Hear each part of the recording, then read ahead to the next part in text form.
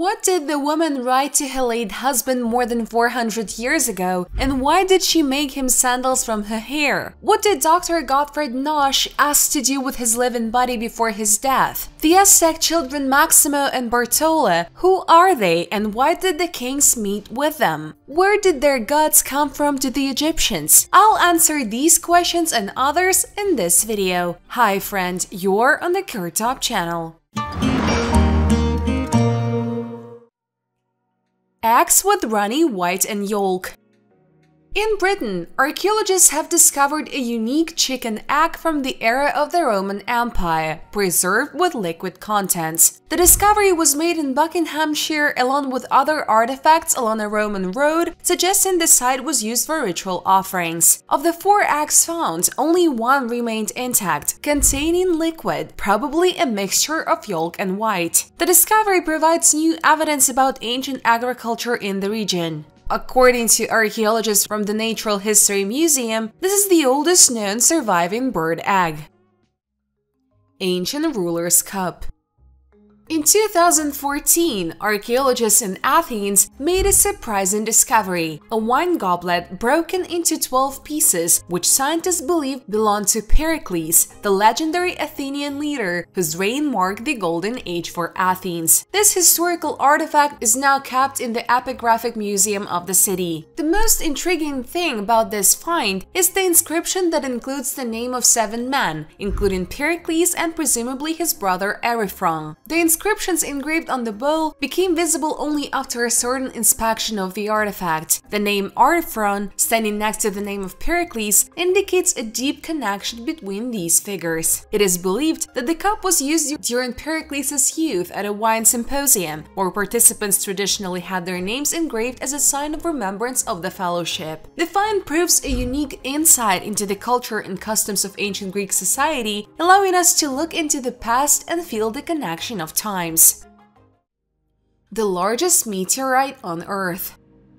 The mysteries of space have always excited minds, and meteorites serve as evidence of mysterious visits from deep space to Earth. An example of such an incredible visitor is the Goba meteorite, discovered in Namibia, which to this day inspires admiration for its size and history. Unlike the Tunguska meteorite, which left many questions and assumptions, Goba is tangible evidence of space travel to our planet. Weighing 60 tons, this gigantic piece of metal, decorated with ancient rust, today flaunts the amphitheater built especially for it and is one of Namibia's main attractions. The history of the discovery of the meteorite began in 1918, when farmer Jacobus Brits, plowing the ground, came across an unusual block. First trying to uproot it and then carefully examining it, Brits discovered that in front of him was an iron meteorite, the composition of which was later determined to be 81% iron and 17% nickel. This find became a sensation because at that time little was known about meteorites and the farmer dreamed of a big jackpot. The issues of transporting the huge space guest turned out to be so complicated that the sale had to be forgotten. Since then, the Goba meteorite, whose weight has been reduced to 63 tons over time due to chemical erosion and vandalism, has been protected and recognized as a national monument. Today, Goba not only surprises with its size, but is also a living lesson in history and astronomy, reminding us of how small and at the same time important we are in this vast universe. And although tourists continue to leave their marks on it, every scratch is quickly hidden under a layer of rust, as if nature itself is erasing the boundaries between the earthly and the cosmic.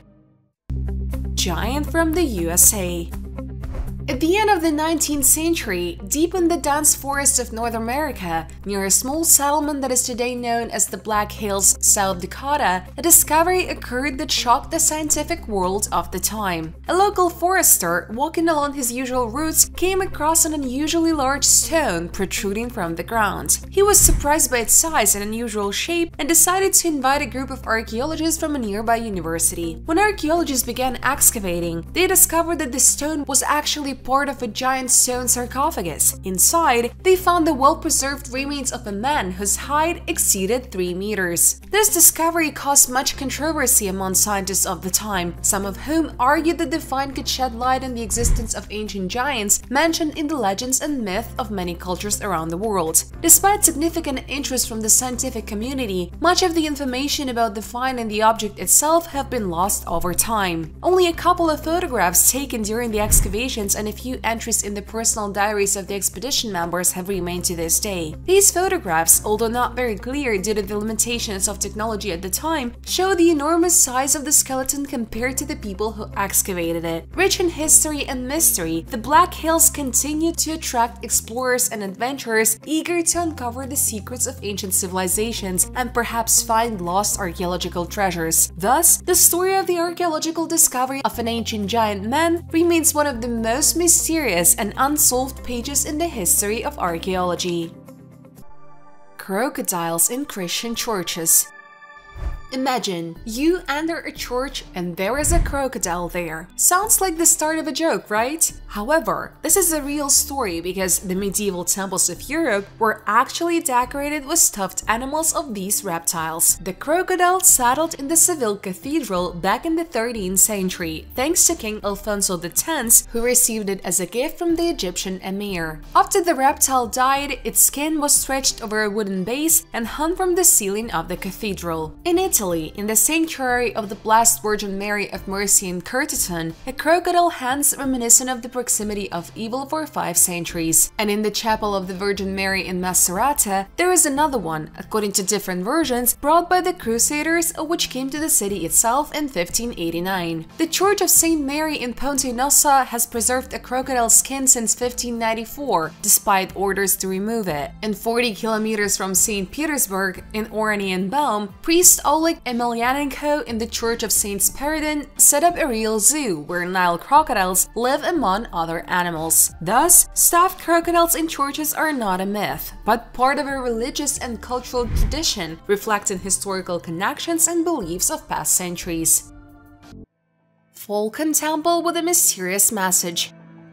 In Berenice, Egypt's ancient port city, archaeologists have discovered an ancient falcon temple that has them baffled by headless birds, unknown deities, and a mysterious inscription, "Heads are not to be boiled here." The excavations, which are more than 1,700 years old, revealed 15 headless falcons on a pedestal and a stone monument depicting 2 unknown gods. An iron harpoon, 34 centimeters long, was found next to the pedestal. In another part of the temple, a stele was discovered with a Greek inscription that reads, "Heads cannot be boiled here." It is not clear why the falcons were beheaded, why a stele with such an inscription was in the temple, and why the harpoon was placed near the falcons. The stele depicts 3 deities, Harpocrates of Coptus, the child deity, and 2 mysterious gods whose names are unknown. One with the head of falcon, the other a goddess wearing a crown with cow horns and a solar disc. It is likely that the headless falcons were sacrifices to these gods, in particular to the falcon-headed god. Remains of fish, mammals, and eggshells were also found in the temple. The temple shows that ancient religious practices continued even after the advent of Christianity. At that time, Christianity was the state religion of the Roman Empire. The beheaded falcons and the ban on boiling heads raise many questions about cults and beliefs in Berenice.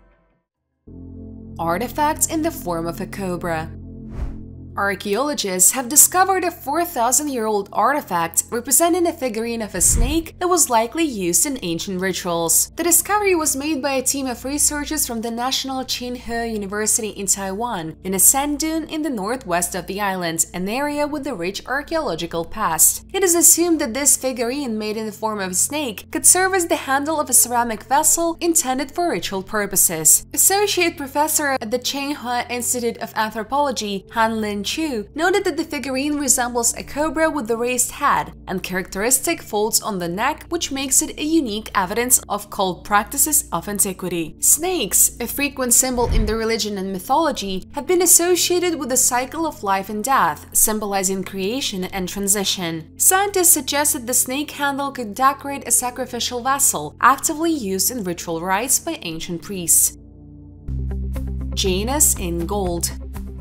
Under the ground of Krakow's Wawel Castle, archaeologists discovered an amazing artifact, a gold ring from the 11th-12th centuries with a two-faced design unique in Polish history. Unlike typical Christian symbols of the era, the decor of the double-faced ring may indicate a connection with Janus, the Roman god of beginnings and transitions who has no analogues in Greek mythology. This rare find demonstrates the high level of craftsmanship of its creators. The ring, which has a thickness of 1.5 mm, a diameter of 4 mm, and a circumference of 57 mm, is distinguished by its intricate decoration. This makes it exceptional among other early medieval jewelry found in Poland, which was usually either unadorned or had simply geometric designs. Researcher Jerzy Trubinski emphasizes the uniqueness of the ring, suggesting that it could have been made by local craftsmen and may have belonged to the upper echelon of society during the Piast dynasty. The ring was found in the basement of the Danish Tower,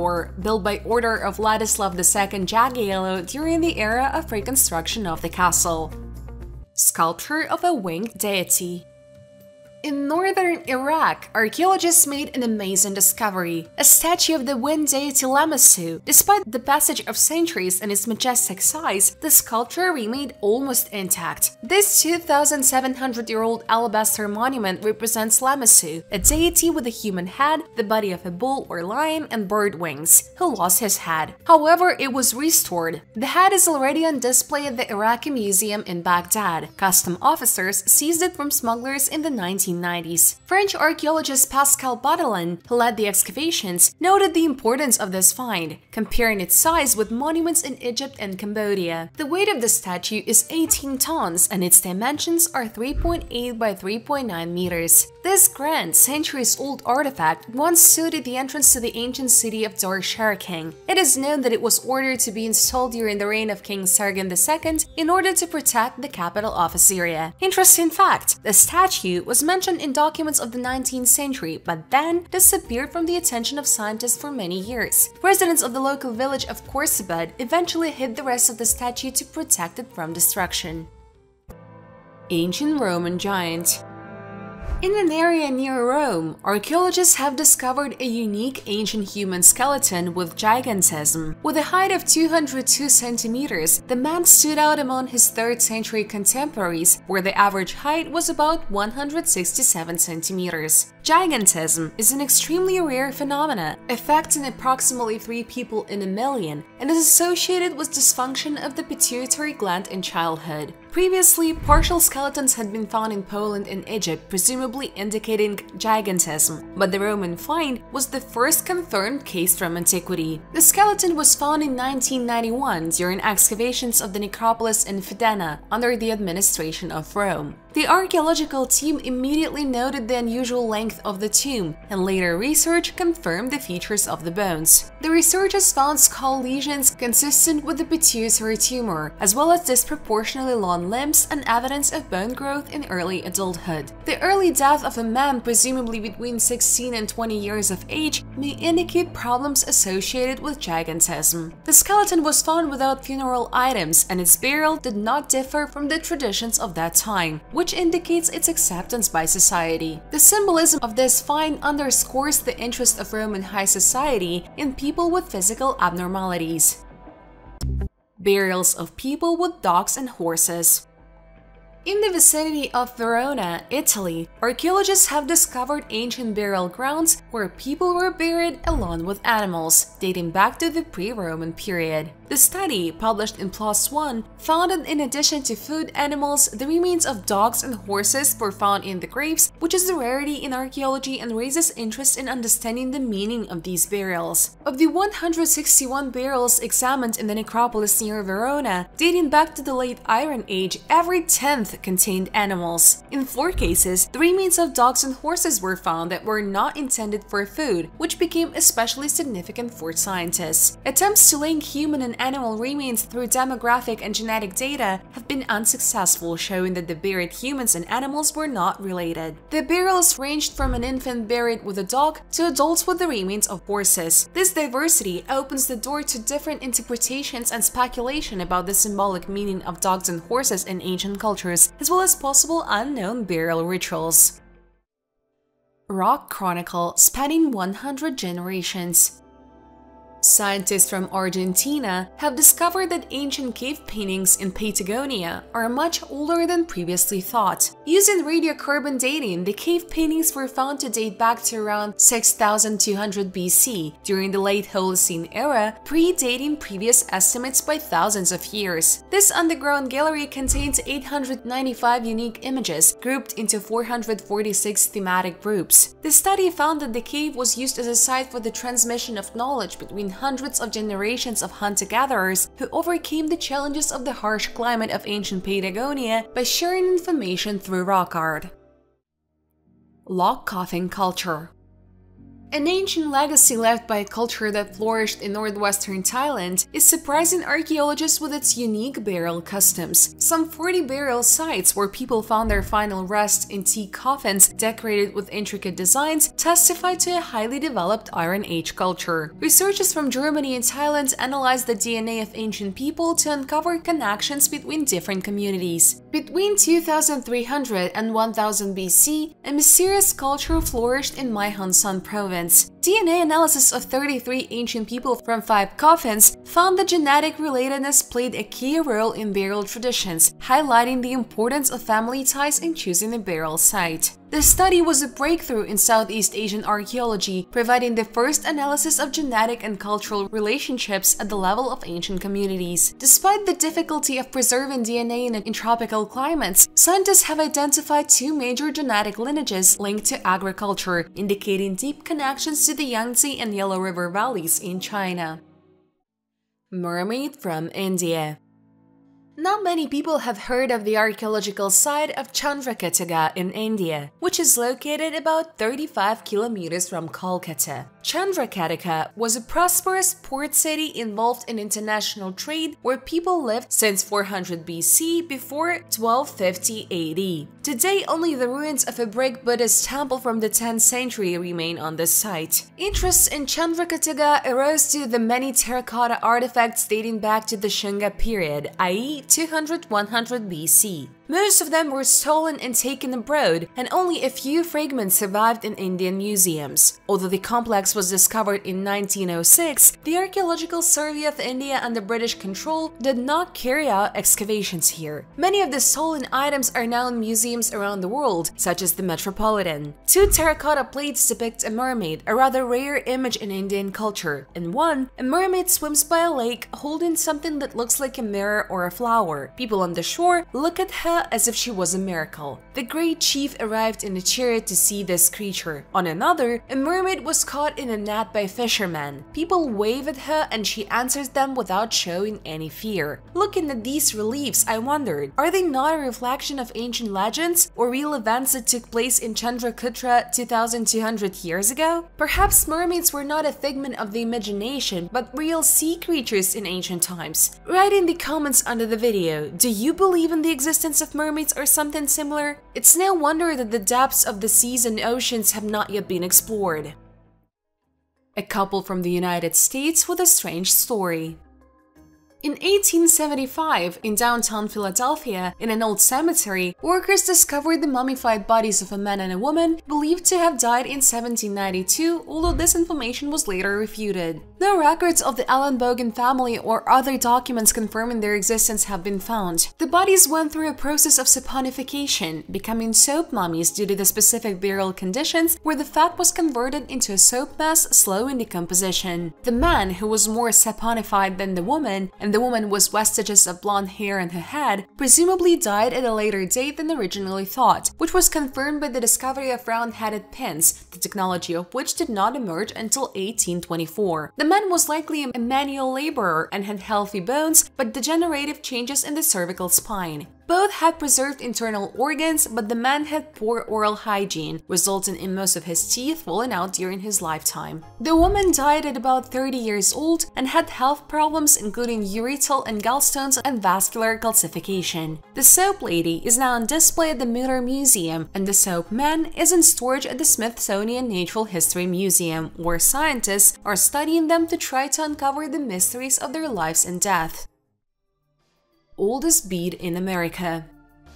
An archaeological team from the University of Wyoming found the oldest known bead in North America at the ancient mammoth site La Prille in Converse County, USA. At this site, there are traces of an ancient hunting camp and the remains of a young Colombian mammoth. The research, published in the journal Scientific Reports, revealed the discovery of a Clovis bead made from the bones of a hare. This object, 7 mm long and 1.5 mm wide, probably served as a decorative ornament for clothing. The bead is polished, has smooth edges, and is covered with red ochre. There are grooves on the outside of the bead indicating that it was made using stones or teeth. To determine the origin of the bone material, scientists from the University of Washington conducted a mass spectrometric analysis of collagen. Analysis confirmed that the material was either a metapodium or a proximal phalanx of a hare. The discovery provided the first conclusive evidence of the use of hares during the Clovis era, dating back approximately 12,000 years ago. The Clovis era is noted for the discovery of distinctive stone tools named after the Clovis archaeological site in New Mexico.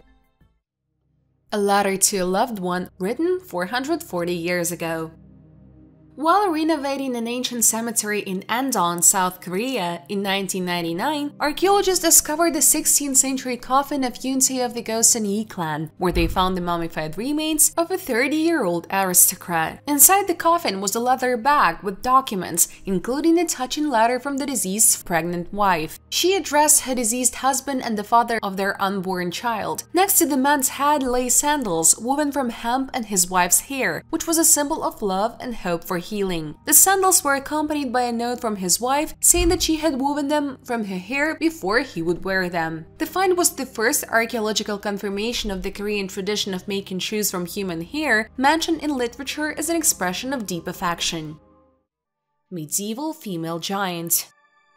In the Middle Ages, on the island of Ostrów-Lednicki in Poland, there lived a woman of extraordinary height, who probably suffered from mental disorders. This is the only known giantess from Poland at that time, as confirmed by Dr. Magdalena Matzek. Her height was about 215 centimeters, while ordinary women were around 1.5 meters tall. The woman passed away at the age of 25-30. Her skeleton was found by researchers in the Lednice area. According to assumptions, the presence of such a disease could be accompanied by mental problems. Interestingly, despite her height, the life of a giantess in medieval Poland could have been quite comfortable since she was well known in her community. But her burial was unusual. Contrary to accepted traditions, her face was directed to the west, and she didn't have funerary objects.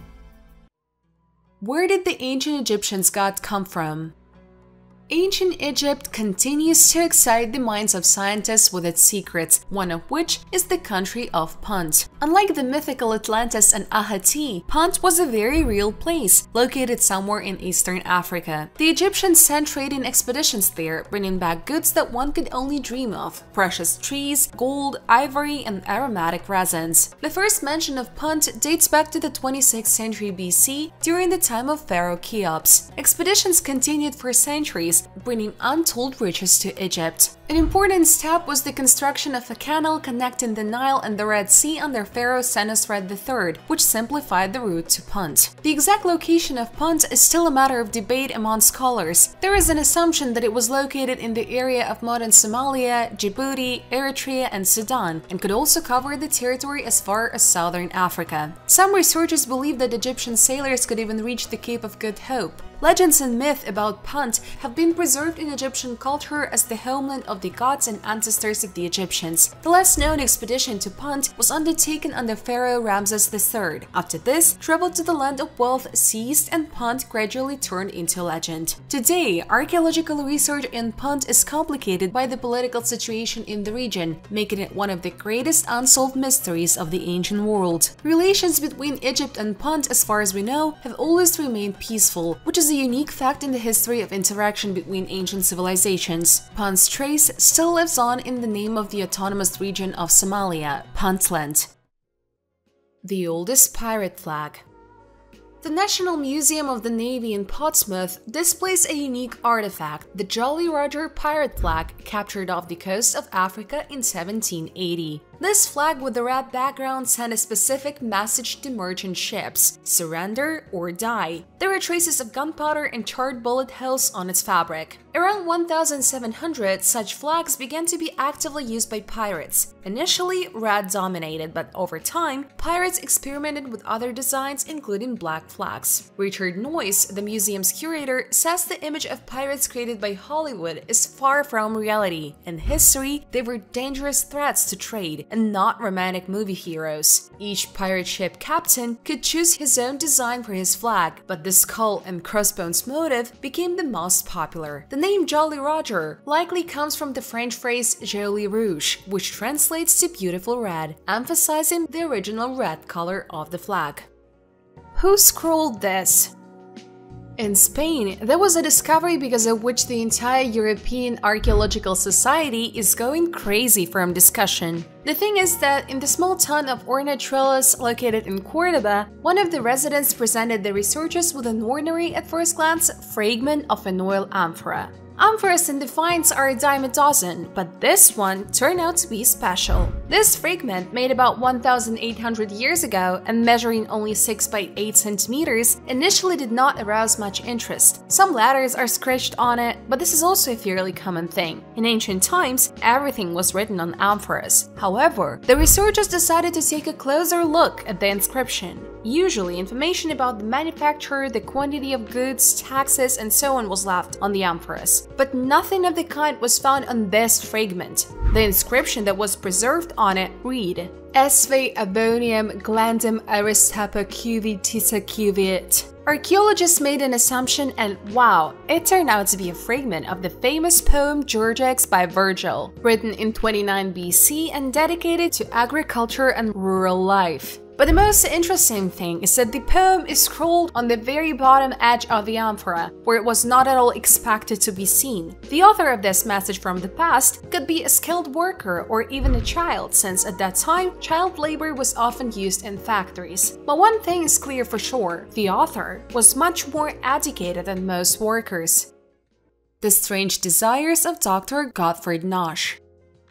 Sometimes there is only a thin line between the greatness of the mind and the borders of madness. It seems that talent is clearly not enough to bring brilliant ideas to life. It takes something more, like a unique way of thinking. Here's a story to prove it. In 1813, Gottfried Knoche was born in Halberstadt, Germany. He became famous thanks to his unique invention, a special embalming fluid, with which he was able to mummify dozens of bodies, including his own. Having moved from Germany to Venezuela in 1840, Knoche settled in La Guaira, in the north of the country, where he soon became part of the local community and founded the Hospital of San Juan de Diaz. During his years of work from 1854 to 1856, he gained a reputation as a do-gooder, selflessly caring for the poor and fighting cholera that was ravaging the region. Knoche was distinguished by his burning interest not only in life, but also in the aesthetics of death. He was obsessed with the idea of circumventing the inevitable decomposition of bodies after death and began experimenting with unused bodies, a practice that went far beyond the usual medical research of the time. As a result of Knoche's efforts, a liquid formula was developed that allows bodies to be preserved unchanged. Anticipating his own death, Knoche made sure that his assistant Emily Weissman, whom the locals called the Witch of Avila, prepared the liquid for his body. There was a legend that he even asked her to inject the serum into his living body before imprisoning himself in the mausoleum forever. Over time, the Knoche mausoleum and his Buena Vista estate turned into ruins, but they still keep the secrets of their mummified inhabitants, including famous personalities of Venezuela. This place attracts both medical students and adventurers, although the very composition of Knoche's embalming fluid remains unknown. This story reminds us how a great mind can lead to unusual, sometimes frightening discoveries. Where do you think the line between genius and madness lies? Share your thoughts in the comments.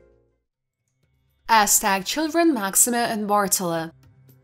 Mysterious pages of history have always attracted people, and the ancient Aztec civilization is no exception. It was this interest that one inventive manager decided to take advantage of, creating an unusual hoax that first attracted attention in 1848. The story of Maximo and Bartolà, brother and sister from El Salvador, has captivated the world. Their uniqueness lay not only in their rare disease, microcephaly, but also in the way they were presented to the public. Finding themselves in the hands of American manager Morris, Morris, after a series of deceptions and machinations, their lives become a performance. Morris created a fascinating story about children allegedly found in a lost Aztec temple and presented them as the last descendants of a sacred race. By dressing them in costumes with Aztec symbols and giving public performances, he was able to convince the public of their unusual origins. Interest in these Aztec children was enormous not only among ordinary viewers but also in the scientific community, because at that time the world was gripped by the fever of searching for ancient civilizations. Maximo and Bartolà became stars, studied by scientists, met with presidents and kings, and traveled the world attracting admiration and controversy. But like all miracles, their glory faded over time. Attempts to revive interest in 1867 in London were unsuccessful, and gradually Maximo and Bartolà faded from public view. Despite the unknown fate in their final years, the story of these amazing individuals remains a shining example of how human imagination and thirst for knowledge can create unique stories. I'll ask you a question. Do you think a similar story could happen today, and what would be the reaction of the public and the scientific community? In order not to interrupt your study of the ancient world, I recommend that you watch the previous video about the possible connection between aliens and the ancient Egyptians, how they were connected and what evidence scientists demonstrate today. Thanks for your views, see you in the next video.